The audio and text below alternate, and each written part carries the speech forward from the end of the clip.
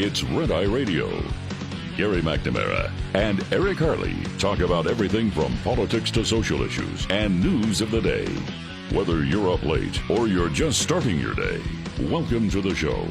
From the Uniden America Studios, this is Red Eye Radio. All across America, we are Red Eye Radio. He is Eric Harley, and I'm Gary McNamara. Good morning. Thank you for being here, as always. Just trying to do some quick research here, and this is on.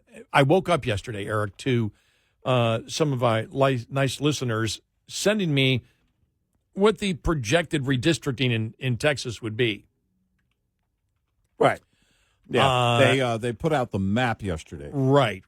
The state of Texas did. And it shows that I would still be in District 30, Congressional District 30, which is Jasmine Crockett's district.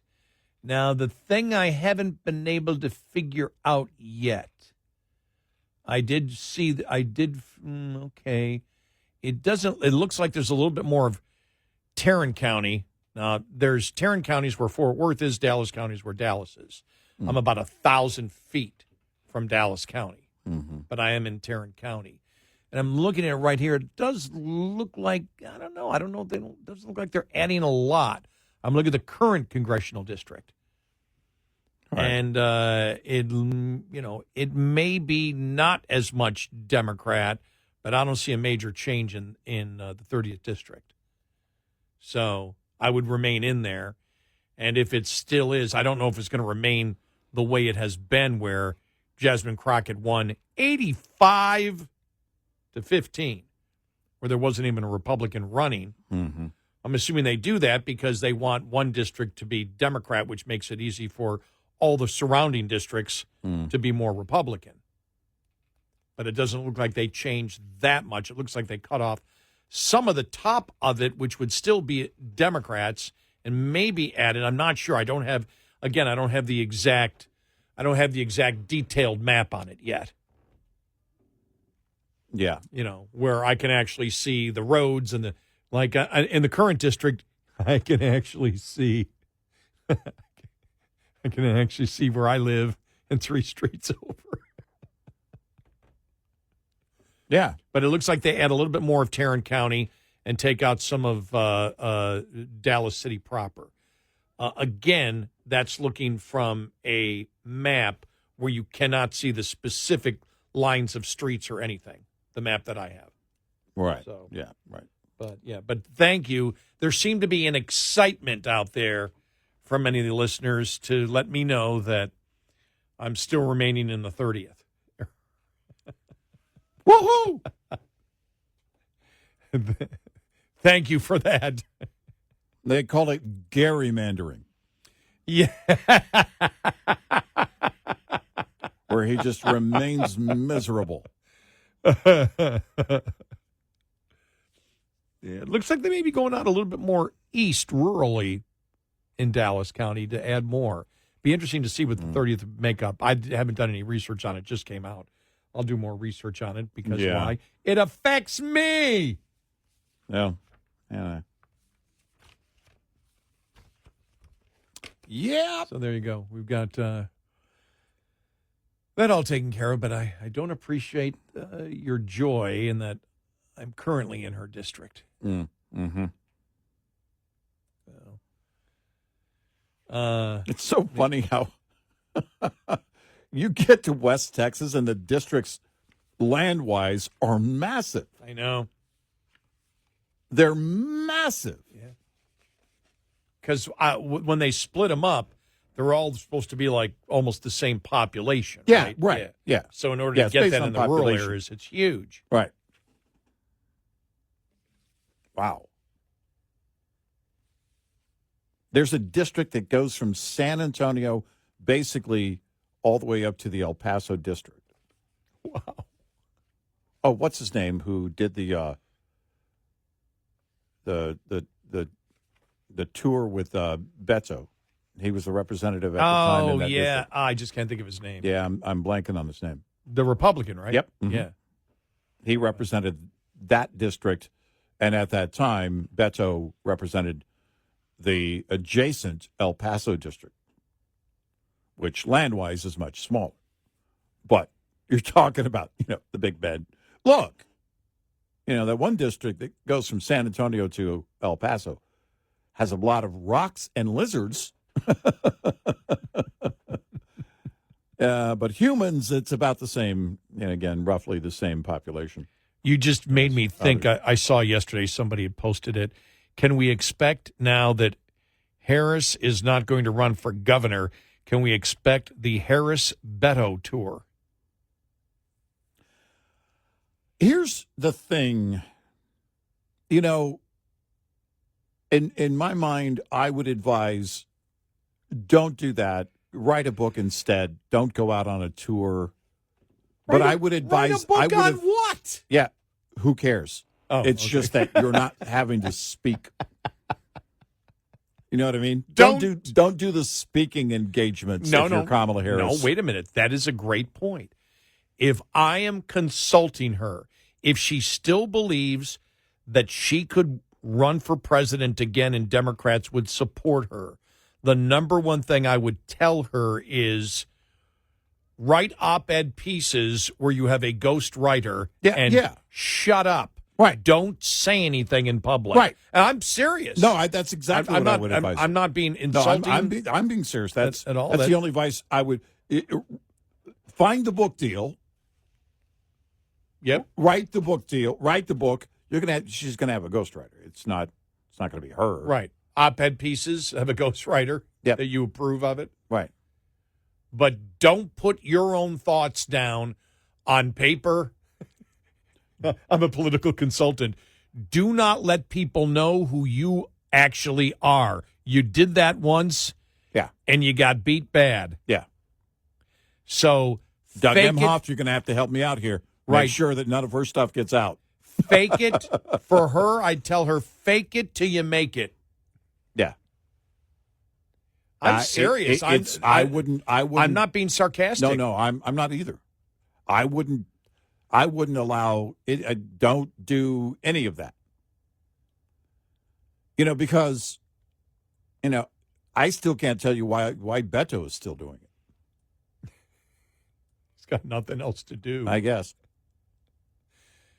And it's going for him. It's going nowhere. I picture Beto as Chris Farley in the second movie when he's the stagehand.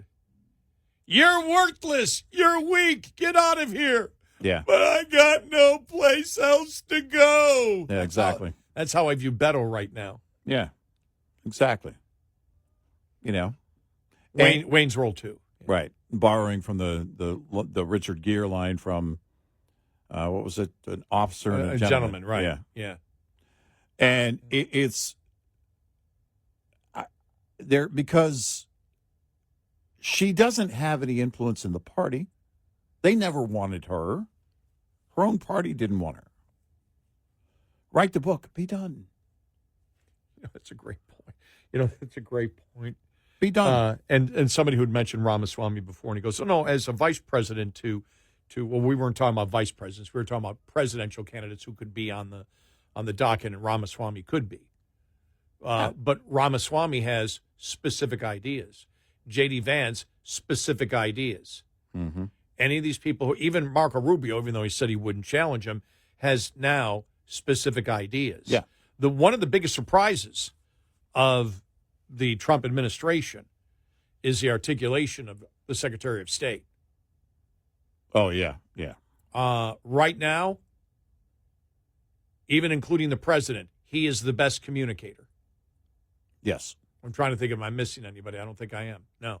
He is by far the best communicator of what this administration wants to promote. Yep. He's exactly the person you need as Secretary of State. And I would have never said that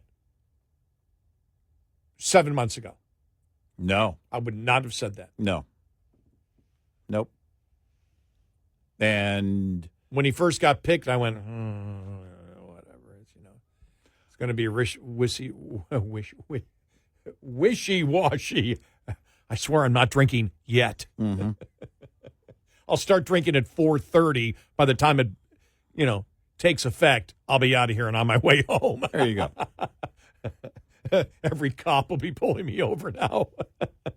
Well, dude, you said you were going to drink and drive. Right. What the hell did you expect? We're just double checking to see if it's true. But it's the list. There are so many names on the right that you can put there. The list for the left, is very short and isn't filled with anything of substance. Well, because they all. Where do you start on the left? Yeah, you start, I guess, with Newsom. If it's not going to be Kamala, Newsom, right? And that's empty as empty as it gets. What's he going to do? He can't even do a podcast without being called out by his own side. You can't win. Outside of his blue bubble, Well, but it gets really fragmented. tell me if this is a change, if I'm onto something here. You and I always looked at Gavin Newsom. This goes back just a little over, a year and a half ago, whenever, if, Gavin Newsom should run, year and a half, 2 years ago. And when he got destroyed by DeSantis in that debate, it was over. But you and I always said he's really offering no new ideas. Mm-hmm. He wants to pretend at times he's a moderate, but he's not. But it's really his image. He believes that his image and his style of presentation is what will get him the win. He's really somebody on the radical left, but he can portray himself as a moderate. He's got that personality. He's got the look that he's young. He very much reminds me of the actor who Obama doesn't like anymore. George Clooney. George Clooney. Mm-hmm. George Clooney has a style where you look at him and when he starts talking, you think, this is a guy who knows what he's talking about. Yeah. Until you hear him speak and you go through a number of sentences and then you say, what the hell does he believe? I don't know where he's going on this. Well, the bobblehead thing... Be specific on it, right. The bobblehead worked for him up until it didn't, and it no longer does. But that's my point now. Has the Democratic Party changed where it's no longer about the image that you have? It's Mamdani. Look at this. And we said this a couple weeks ago. Well, he's going to get hit big time, because of his defund the police and everything else. And we went, well, I don't know. I wouldn't bet on that. And now after all the criticism, even of Democrats, on his defund the police, especially after the shooting and everything else, he's more popular than ever. He would win in a landslide now. As more of his radical ideas have become known, he has become more popular. Think of David Hogue. Mm-hmm. Hogg. Mm-hmm. We used to call him Hogue. We call him Hogg now because that's apparently how he refers to himself. Yeah. But he doesn't have the image. He's a kid. Yeah. Why did he get to his position? Because what he believes is so incredibly radical, and that is now the belief of the voters that are left in the Democratic Party. Evidence, the Harvard-Harris poll yesterday, half of Democrats want illegal immigrant criminals. Criminal illegal immigrants, they want them on the streets. You can't get more radical than that. They have not dropped their misogyny of the radical transgender movement. They have not dropped the racism of identity politics. Right. In fact, it's being embraced more and more and more, where their anti-Semitism, their hatred of Jews keeps growing and growing and growing and growing.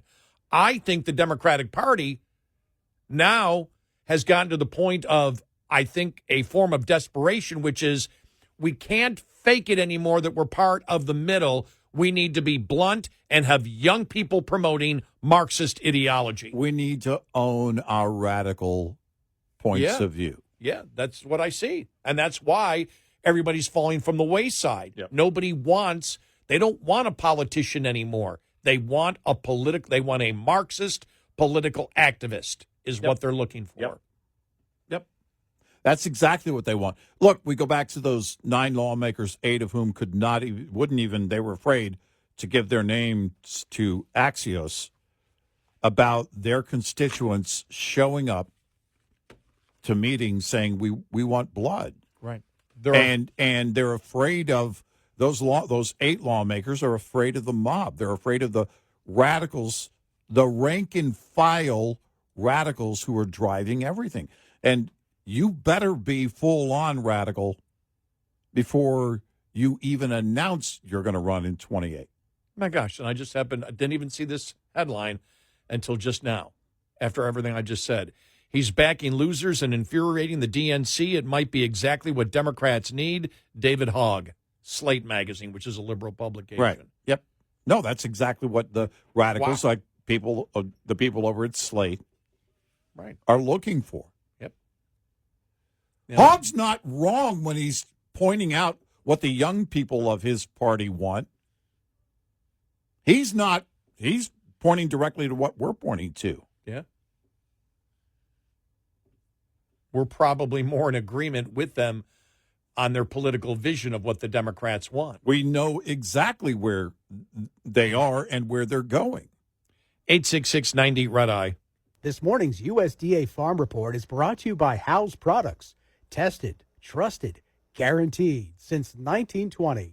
If you smoke meats in a smoker, remember food safety tips. USDA food safety expert Meredith Carruthers starts with separating raw and cooked foods and utensils with this example. I just use tongs to take raw meat and poultry out of a bag, put it onto the grill. That has raw meat or poultry juices on it. That has foodborne illness bacteria on it. Have a different set of utensils there at your grill ready to swap is important, or taking those tongs inside to wash and sanitize before bringing them back out. Smoking meats is a low and slow cooking method, but how low can you go? The smoker needs to be set between 225 degrees Fahrenheit and 300 degrees Fahrenheit throughout the cooking process. Anything less than 225 degrees is going to be too low for the food to move through the danger zone and really cook fast enough and hot enough for the bacteria to be killed. And use a food thermometer to determine if meat has reached proper internal cooking temperatures. I'm Ron Payne reporting for the U.S. Department of Agriculture in Washington, D.C. This report brought to you by Cenex Fuels and Lubes.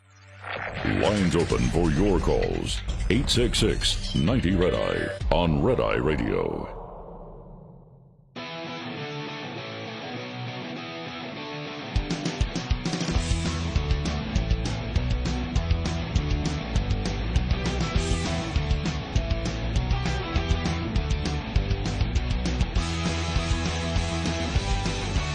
And he is Eric Harley, and I'm Gary McNamara. Yeah, so reading this article that I happened to find from Slate Magazine, I didn't even, as we were giving our analysis of where the Democratic Party is going right now and looking at, Harris, exiting stage left from running for governor and whether she has a chance in 2028, I started talking about Mandering and David Hogue is where the party's actually going. I hadn't seen this Slate article. Right. And just at the end of, I just happened to look, I go, wait a minute, what's this article saying? You ready for this? This is slate.com. All right. Let me see. The goal of the Democratic, leaders we deserve to argue that the activists and the candidates he backs are too green or too soft to actually accomplish the organization's goal of reimagining the Democratic Party politics as a place in which young progressives can thrive. Hogue is undeterred, confident that his approach will win back the Gen Z voters that the party bled during Donald Trump's 2024 presidential victory, and each high-profile victory for a young progressive like Mandering shows that there is a desperate appetite among left-leaning voters for some version of what Hogue is trying to provide, whether or not he ultimately has the chops to make it work. Yeah. Interesting. They're agreeing with us. Yeah, exactly.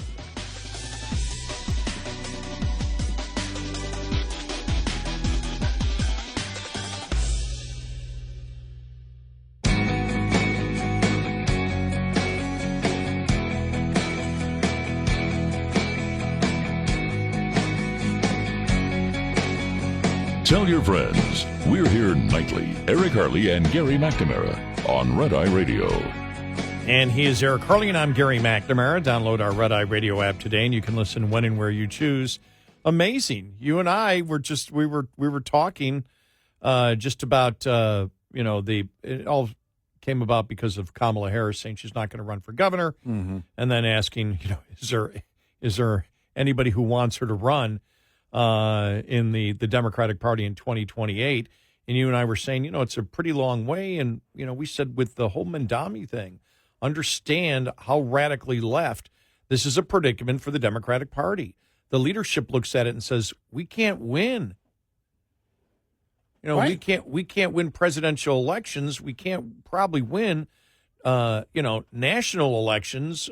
Things like Senate seats are going to be tougher for us. And we've got to moderate. You hear that all the time. We got to moderate. We got to moderate. Yeah. You saw it with Rahm Emanuel talking about on the radical transgender movement. You've seen Buttigieg do the same thing. We've got to, but they're really not moderating. They're trying to, they're trying to split the baby. Is what, and it's not working. No. And you and I have said, no. What's happened here in the Democratic Party is that they've done such a good job. They've done a great job instructing their voters that they want to be as radical as possible. Well, they've lost a couple of elections because of it. They've lost to Trump. They say, we got to somehow do something else. And the voter is saying, no, we've bought into what you've said. We want Mandering. Yeah. We want Marxist. We want radicals. You guys are trying to run away from illegal immigration. What are you talking about? Half of your party, the voter, wants illegal immigrant criminals, criminal illegal immigrants.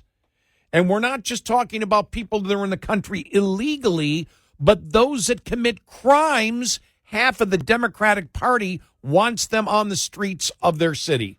Yep. And that's the voter, not the members of Congress. Right. And so we said, David Hogue has gone from the DNC, but that's part of the civil war going on. He's not going to stop. And you and I were talking about, Mandering. He looks at Mandering. These are the kind of people we need to support. These are the young people. All of a sudden, I just had it on Real Clear Politics because I wanted to look at the polling. And I go down the article, and there it is right there from Slate, which is a liberal magazine. He's backing losers and infuriating the DNC. It might be exactly what the Democrats need. And he has here, on one level, David Hogue is performing a service the party badly needs. He's one of the relatively few people acknowledging that the party's current gerontocracy, party of old people that means, has been a massive failure with massive consequences. What's less clear, however, is whether Hogue is up to the task of replacing that gerontocracy with something better.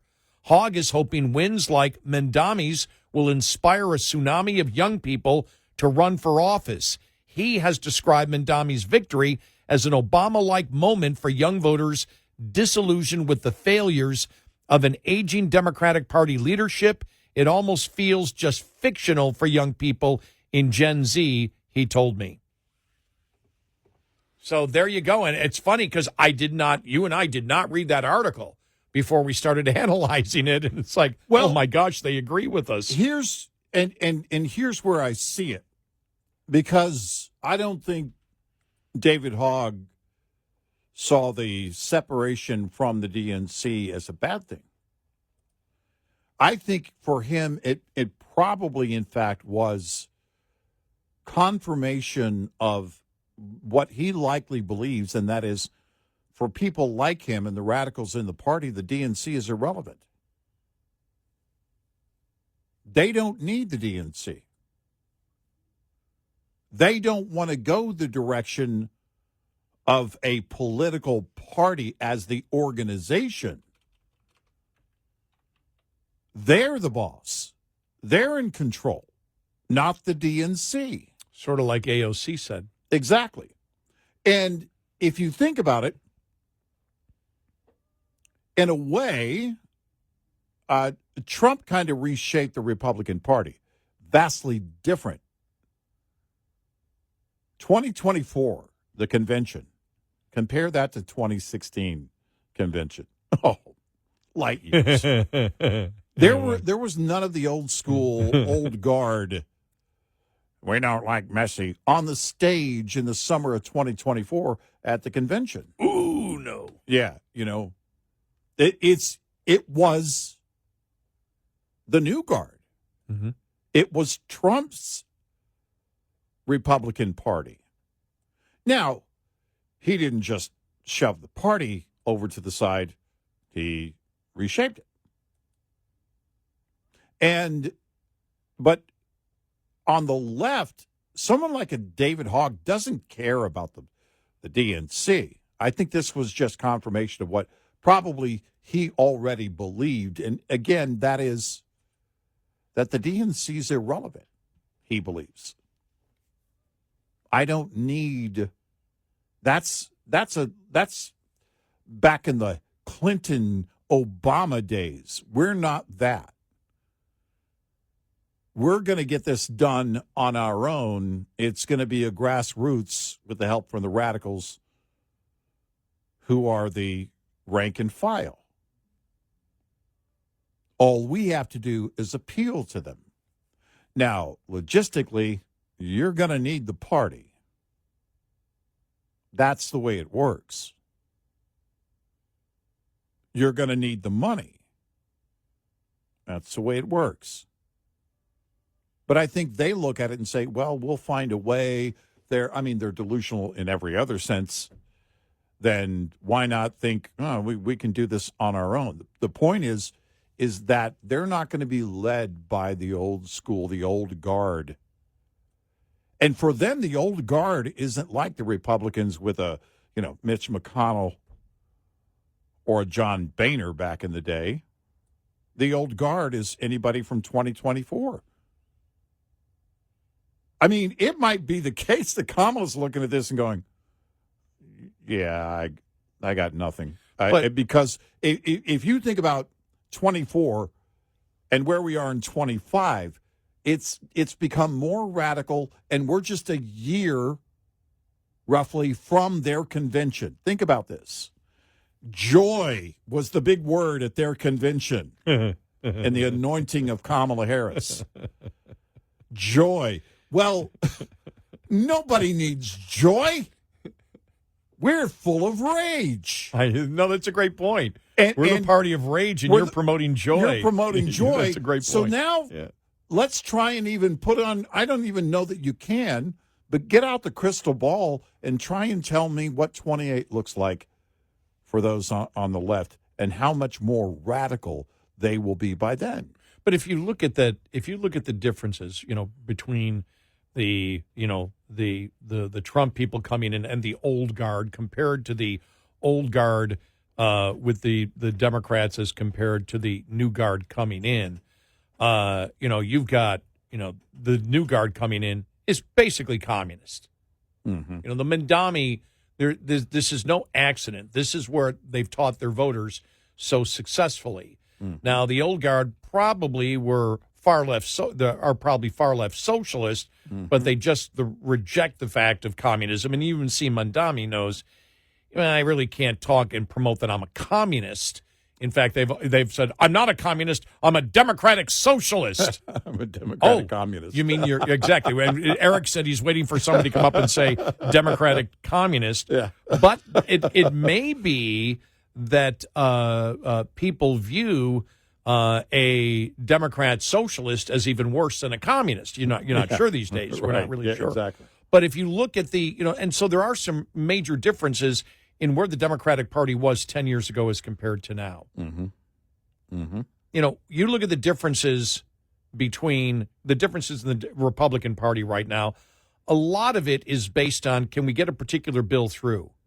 Look, we all know McConnell was no big, let's stay out of debt. Right. Neither was Boehner. Right. Neither is Trump. Right. They may all claim at one time, we need to balance the budget. None of them really when it comes down to legislation, have any interest in doing. There's been no real effort. There's really been no effort to do it. It was, we need to get this through in order to get the win. In the age of Doge, they couldn't get it done. Right. And so to me, there isn't a big, even though, well, because remember, the swamp, people forget, we don't. The swamp was the establishment under Paul Ryan that when he became Speaker of the House would not redo the deal with the Democrats in order to cut spending. Yep. Yeah. It was all about cutting spending. Mm-hmm. MAGA's birth was we've got to cut spending. Yeah. MAGA doesn't stand for that anymore. Nope. No, it doesn't. And so they're not much different than the actual establishment, except when you want a particular bill to get passed and you have people that don't like you. Right. But the ideology between the old guard of the Republicans is not that much different than, the old guard versus the new guard. Right. It's not that much different. Fiscally, there are some differences. But I don't know how passionately the old guard holds on to what they claim were their, fiscal beliefs. Mm-hmm. I don't know. And you're never going to Right. get out of McConnell. I mean, he'll be gone soon. Right. Right. And so, what's the only other old guard are the former fiscal conservatives, Right. of the Freedom Caucus, Which again are now it's essentially down to zero. right? After their letter the other day that we read on the air, Yeah. their proclamation to America, what a great job they've done in cutting spending. Oh, for gosh sakes. That was almost a worse moment than the Tom DeLay meltdown I had in Yes. August of 2015 with Right. you on the air, and you're wondering, Right. I got to work with this guy for another 20 years, maybe? Right. I can't. Well, because you know why they did it. You know why they had to make this claim of what they've done, because they realized they didn't.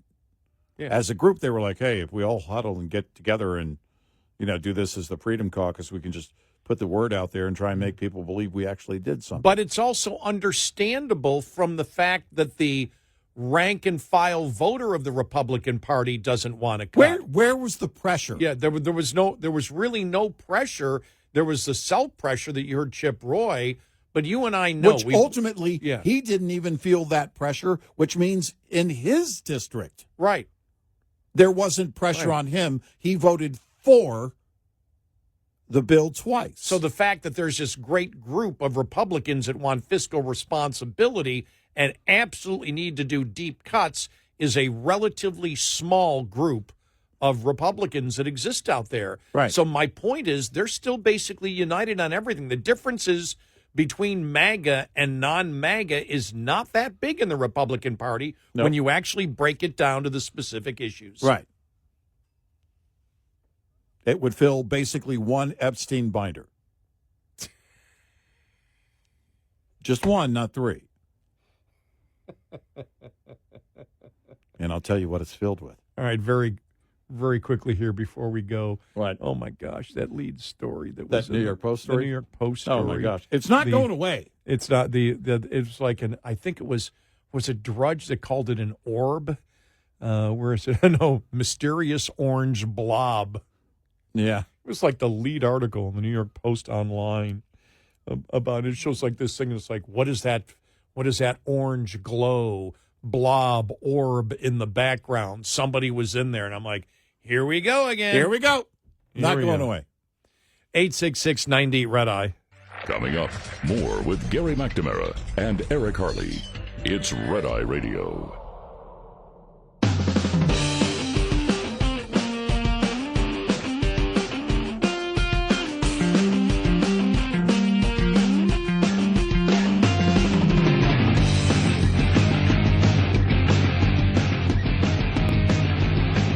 We are Red Eye Radio. He is Eric Harley, and I'm Gary McNamara. I just love this headline. MSNBC Democrats mock Cory Booker's political theater stunt on the Senate floor. That was on Morning Joe the other day. Yeah. And we'll try to get some audio for that to play for tomorrow because I just thought that was great. They're like, everybody's blasting him. Mike Barnacle, Claire McCaskill. Yeah, yes. Right. The now crazy Democrat, Claire McCaskill. But they were just like, he's just throwing out anger because that's what they want, Democrats want. They just want anger against Trump. They want fury against Trump. But they want real anger, not fake anger. Yeah. And they can spot it when it's not real anger.